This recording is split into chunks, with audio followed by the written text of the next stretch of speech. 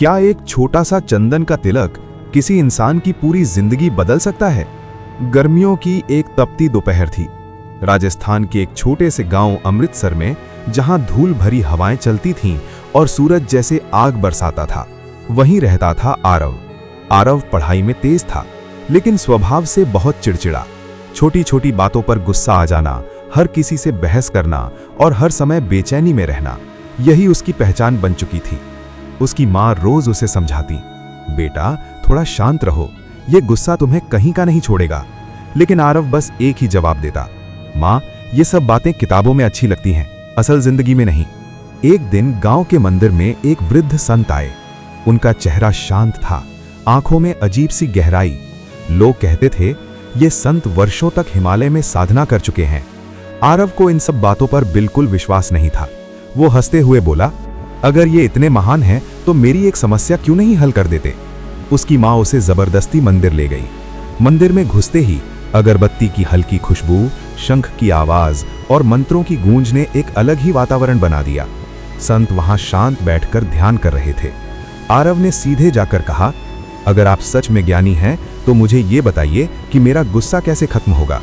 संत ने धीरे से आंखें खोली और बिना कुछ कहे पास रखी चंदन की लकड़ी उठाई।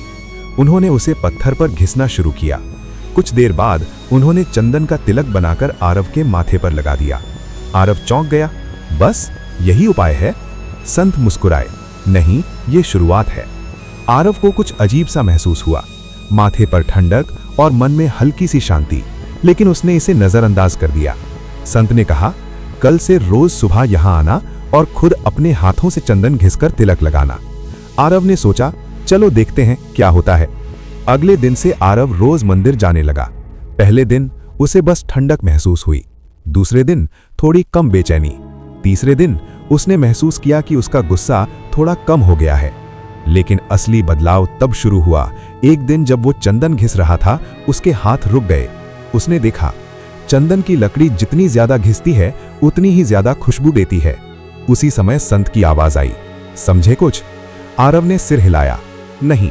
संत बोले, चंदन को जितना रगड़ोगे उतनी ही उसकी सुगंध बढ़ेगी। ठीक वैसे ही इंसान को जितनी कठिनाइयां मिलती हैं उतना ही उसका असली स्वरूप बाहर आता है। ये बात आरव के दिल में उतर गई। धीरे धीरे आरव ने सिर्फ तिलक लगाना ही नहीं बल्कि खुद को समझना शुरू कर दिया। जब भी उसे गुस्सा आता वो अपने माथे पर लगे चंदन को छूता और खुद से कहता, शांत रहो।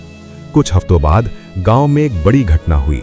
एक व्यापारी ने आरव पर झूठा आरोप लगा दिया कि उसने पैसे चुराए हैं। पूरा गांव उसके खिलाफ हो गया। पहले वाला आरव होता तो वो गुस्से में सबको जवाब देता, लड़ाई करता, लेकिन इस बार वो चुप रहा। उसने सिर्फ इतना कहा, सच खुद सामने आ जाएगा। गांव वाले हैरान थे, क्या ये वही आरव है?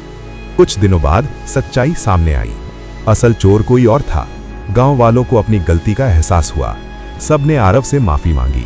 उस दिन संत ने उसे बुलाया और कहा, अब बताओ, चंदन का तिलक सिर्फ एक रस्म है या कुछ और? आरव की आंखों में आंसू थे। उसने कहा, यह सिर्फ ठंडक नहीं देता, ये मन को भी ठंडा करता है, सोच को बदलता है और इंसान को बेहतर बनाता है। संत मुस्कुराए, यही सच्चाई है। समय बीतता गया। आरव अब गांव का सबसे शांत और समझदार युवक बन चुका था।